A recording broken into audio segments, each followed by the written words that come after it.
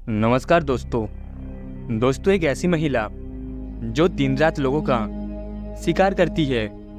देखने में तो वह महिला बड़ी ही सीधी लगती है, लेकिन उसकी हरकतें इतनी क्रूर है कि आप भी सुनकर दहशत में आ जाएंगे। दरअसल दोस्तों, ये महिला देखने में तो एक आम इंसान की तरह है, लेकिन इसका असली रूप कुछ और ही है। जो जवान लड़कों को अपना शिकार बनाकर पहले तो उसे पूरी तरह से नगन कर देती है और फिर उसके बाद उसका खून पीती है। आखिर कौन है ये महिला जो इतनी बहसी है और क्यों करती है ऐसा घिनौना काम? जानने के लिए वीडियो में अंत तक बने रहिए और चैनल को सब्सक्राइब जरूर कर लीजिए। तो चलिए जानते हैं इस महिला के बारे में। दोस्तों, घटना है पंजाब के अमृतसर रेलवे स्टेशन के पास बसे एक छोटे से गांव दिलखुरी की। कहते इस गांव से कोसों दूर बसे एक घर में एक महिला रहती है जो बहुत ही खूंखार है तो वो इंसान ही, मगर इंसान के भेष में वो डायन है जो खुद की जवानी को बरकरार रखने के लिए आज भी तेरा जब जी चाहे जवान लड़कों को शिकार कर लेती है। अगर गलती से जो कोई भी इसके जाल में फंस जाता है तो वो कभी भी जिंदा लौट कर नहीं आता, और गलती से अगर वो उसके चंगुल से बचकर निकल भी जाता है तो वो कुछ ही दिनों के बाद किसी न किसी भयंकर बीमारी का शिकार हो जाता है। पता नहीं इस महिला की छाया पड़ते ही इंसान इसके बस में कैसे हो जाता है, ये तो वही जानती है। और जिसने भी इसकी हकीकत जानने की कोशिश की तो उसका मरना तय है। देखना दोस्तों, कितनी भयानक और डरावनी है ये महिला। खैर चलिए हम जानते हैं इस महिला का अस्तित्व क्या है। दोस्तों, इस महिला के बारे में पता लगाने के लिए हमें इसके पास्ट यानी हमें फ्लैशबैक में जाना होगा, तभी आप इस महिला की कहानी अच्छे से समझ पाएंगे कि आखिर स्टोरी में चल क्या रहा है। जी हाँ दोस्तों, जिस महिला की हम बात कर रहे हैं उस महिला का नाम है गुंजन।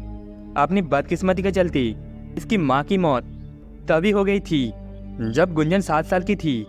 घर में अकेलापन और गुंजन के लालन पोषण के लिए गुंजन के पापा, जिनका नाम हरिराम था, वो दूसरी पत्नी को ब्याह कर ले आए। कुछ दिन तो सब कुछ ठीक ठाक चला, गुंजन की भी देखभाल सही से हुई, लेकिन पता नहीं फिर गुंजन की सौतेली माँ ने अपना असली रंग दिखाना शुरू कर दिया। दोस्तों, एक कहावत है कि सौत को बर्दाश्त कर सकती है पर सौत की औलाद को नहीं। अब ये बात सच है या झूठ, ये तो वही जानती है जिसके साथ ये सब गुजरा हो, और यही अब गुंजन के साथ होने लगा था। गुंजन की सौतेली माँ उसे पूरे दिन काम पर लगाए रखती और समय पर उसे खाना भी नहीं देती। उसकी सौतेली माँ बहुत ही अत्याचारी बन गई, पर गुंजन जब भी अपनी माँ की शिकायत अपने बाप हरिलाल से करती तो बाप भी उसकी नहीं सुनता था।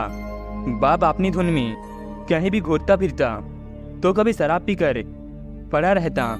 गुंजन के साथ घर में क्या हो रहा है उससे इससे कोई लेना देना नहीं था, पर गुंजन की माँ अपने किए पर बिल्कुल भी शर्मिंदगी महसूस नहीं करती। वो तो बस गुंजन को बालपन में दुख और दर्द के सिवाय कुछ देना ही नहीं चाह रही थी। गुंजन बेचारे मासूम बच्ची अब अपना दुखड़ा किसे सुनाती? वो तो बस चुपचाप अपनी माँ की अत्याचार सहती रहती और अपने दुख भरे दिन काट रही थी। खैर धीरे धीरे वक्त गुजरा और समय के साथ गुंजन भी अब बड़ी होने लगी, और जब वह जवान हो गई तो उसके पिता ने उसकी शादी की सोची। गुंजन को लगा कि शादी के बाद उसकी ज़िंदगी में सब कुछ अच्छा हो जाएगा, लेकिन उसे क्या मालूम था कि उसकी ज़िंदगी में मुसीबतों का पहाड़ टूटने वाला है। इन सभी से अनजान गुंजन अपने अच्छे दिन के ख्वाब देखने लगी, मगर उसका ये ख्वाब तब टूट गया जब उसे उसके पिताजी ने एक ऐसे आदमी से उसका रिश्ता तय कर दिया जो धनी तो था, लेकिन उसकी उम्र उससे दोगुनी थी। यानी कि गुंजन का मेल उस आदमी से दूर दूर तक नहीं था। लिहाजा इस बार गुंजन ने अपनी जिंदगी का रास्ता खुद ही तय किया। वो दोपहर के वक्त अपने घर से भाग गई। उसे कुछ नहीं मालूम था कि उसके बढ़ते कदम कहाँ जाकर रुकेगी। लिहाजा वो अपने गांव से दूर के स्टेशन पर पहुंच गई। अमृतसर जाने वाली ट्रेन में बैठ गई वो। ट्रेन का वो सफ़र उसके लिए बहुत ही चिंताजनक था। वो सफ़र के दौरान बस चिंता में डूबे रहे, जैसे कि वो कहाँ जाएगी, आगे क्या होगा और ना जाने क्या क्या। खैर, जब ट्रेन अमृतसर स्टेशन पर जाकर रुकी तो गुंजन डरते डरते ट्रेन से नीचे उतरी। उस अनजान जगह पर पहली बार अपने आप को देखकर गुंजन घबरा गई कि वो कहाँ पर आ गई। अभी वो यही सोच रहा था कि अब वो कहाँ जाए कि तभी एक आदमी की नज़र गुंजन पर पड़ी। गुंजन की खूबसूरती ने उस आदमी को अपनी तरफ खींच लिया और उसके पास आते ही बोला, अरे क्या बात है, आप इतनी परेशान क्यों हो? क्या कोई बात हो गई है? अगर कोई दिक्कत है तो मुझे बताइए। मैं यहीं पास के गांव से कुछ दूर रहता हूँ, बताइए क्या बात है। गुंजन उस आदमी की चुपड़ी चुपड़ी बातों में आ गई और उससे दुखी मन से अपना दुखड़ा सुनाने लगी। गुंजन को विश्वास दिलाते हुए वो आदमी अपने साथ रात के वक्त अपने घर पर ले गया और जब सुबह हुई तो वो हैरान हो गई कि ये कहाँ पर आ गई, क्योंकि गुंजन रात में आई थी तो उसे कुछ साफ साफ दिखा नहीं, लेकिन अब सुबह का नज़ारा उसे हैरान कर रहा था। दरअसल उसने देखा कि उस घर के आसपास कोई घर ही नहीं है। दूर दूर तक सिर्फ खेत और जंगल है। ना तो वहाँ दूर दूर तक कोई आदमी और ना ही कोई घर या बस्ती। गुंजन से रहा नहीं गया और उसने तुरंत जाकर उस आदमी से कहा, आप कहाँ रहती है? मैं यहाँ कहाँ पर हूँ? यहाँ तो आसपास कोई घर भी नहीं है। इस जंगल में आप क्यों रहती है? पहले तो वो आदमी मुस्कुराया और फिर उसके बाद उसने जवाब दिया कि ये मेरी ही ज़मीन है। यहाँ पर दूर दूर तक मेरे खेत फैले हुए हैं। यहाँ पर मेरे अलावा कोई नहीं रहता, क्योंकि आसपास के लोग मुझसे थोड़ा खौफ खाता है और यहाँ इस घर में सबसे दूर में अकेला रहकर अपनी कुछ तंत्र विद्या को सिद्ध करना चाहता हूँ। तुम बस यहाँ पर मेरे घर का काम करो और आराम से रहो। तुम्हें यहाँ कोई कुछ नहीं करेगा और साथ ही तुम्हें मेरा काम करना होगा। वक्त आने पर मैं तुम्हें बता दूंगा। दोस्तों, ये बोलकर वो अपने कमरे में चला गया। मगर अब गुंजन उस आदमी के बंदिश में हो गई थी। वो चाहकर भी वहाँ से भाग नहीं सकती। लिहाजा वो उस घर की चार दीवारी में कैद उस तांत्रिक के बंदिश में रहने लगी। तभी एक रात जब गुंजन सो रही थी कि तभी उस तांत्रिक ने उसे उठाया और अपने कमरे में बुलाकर बिठा लिया। पर जैसे ही गुंजन उसके कमरे में गई कि उसकी चीख निकल गई। दरअसल गुंजन ने देखा कि उस कमरे में एक जवान आदमी की लाश रखी हुई है। देखने से तो ऐसा लग रहा था कि वो लाश अभी कुछ घंटे पहले की ताजी है, यानी कि उसकी मौत अभी कुछ देर पहले हुई है। गुंजन उस लाश को देखकर डरने लगी। तभी उस तांत्रिक ने कहा, डरो मत, कुछ नहीं होगा तुम्हें। अब आगे जो मैं करूँगा वही करना। उस तांत्रिक की बात सुनकर गुंजन को सोचने पर मजबूर कर रही थी कि अब यह आदमी मुझे क्या करने को कहेगा। लिहाजा उस तांत्रिक ने अपने पास रखे एक धारदार चाकू से उस लाश के सीने को फाड़ दिया और उसका कलेजा और दिल निकल कर वही पूजा की अग्नि में रख दिया। ये सब नज़ारा देखकर गुंजन की तो चीख निकल गई और वो वहीं पर बेहोश हो गई।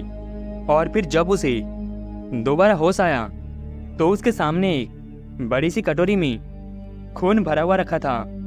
इससे पहले गुंजन कुछ कहती कि तभी उस तांत्रिक ने वो खून से भरी कटोरी गुंजन के हाथ में थमा दी और उसे पीने को कहा। गुंजन ने जब पूछा कि ये तुम क्या कर रही हो, मैं इसे नहीं पी सकती। इस पर तांत्रिक ने कहा, पहले इसे पी लो फिर बताऊंगा। पहली बार में तो गुंजन से खून पिया नहीं गया, क्योंकि उसे उल्टी सी होने लगी। लेकिन धीरे धीरे गुंजन को खून का स्वाद अच्छा लगने लगा। वो खून से भरी कटोरी बाद में चट कर गई। तब जाकर उस तांत्रिक ने कहा, अगर तुम जवान लड़कों का खून पी होगी तो उम्र भर जवान रहोगी और तुम्हारे शरीर की चमक इतनी ज़्यादा बढ़ जाएगी कि तुम्हें जवान लड़के देखते ही तुम्हारे झांसे में आ जाएंगे और उसके बाद तुम उन लड़कों को मेरे पास लेकर आ जाना, ताकि मैं उनका कलेजा और दिल निकल कर जैसा कहता हूँ वैसा करते रहो, बस आराम से रहो। दोस्तों उसके बाद ये सिलसिला चालू हो गया।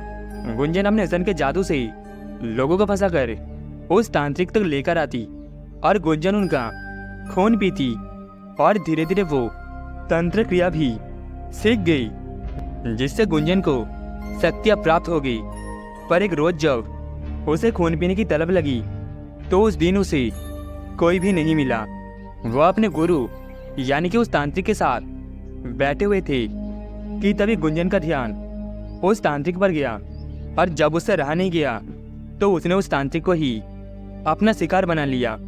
गुंजन उस तांत्रिक का सारा खून पीकर शांत हो गई और उस तांत्रिक की आत्मा को गुंजन ने कैद कर लिया।